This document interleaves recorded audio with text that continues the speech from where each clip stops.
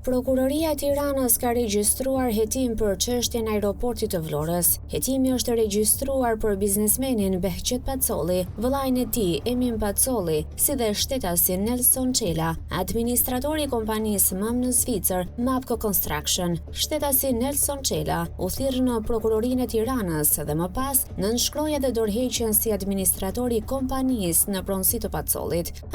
#Pikal njofton se të tre janë zyrtarisht nën hetim për mashtrim me pasoja të rënda, mashtrim kompjuterik, si dhe falsifikim të dokumenteve dhe akteve. Procedimi penal kundër Pacollit dhe dy të tjerëve ka nisur në shtator. Pacolli është duke lidhur ujdi shumë larg për të vënë kolateral aeroportin e Vlorës. Veprimet e tij kanë lënë gjurmë pranë Kazakistanit. Aeroporti i Vlorës është kapacitet strategjik logjistik në mesdhe, ndërsa mënyra se si ka vepruar Pacolli ka ngritur shqetësime se ai mund të jetë duke krijuar korridor për interesa strategjike ruse në Shqipëri. Rezulton se nga hetimet e largëta të vitit 1997 të ish prokurores Carla Del Ponte, Pacolli drejtonte në Zvicër një kompani me gjithsej 5 veta staf në punë. Zyra e tij ishte më e vogël se një redaksi portali online, por nga ana tjetër, në kompaninë e tij Mabetex faturoheshin kontrata miliardësh nga Kazakistani dhe Kremlini. Kartat e tij të kreditit përdoreshin edhe nga vajza e presidentit të Rusisë.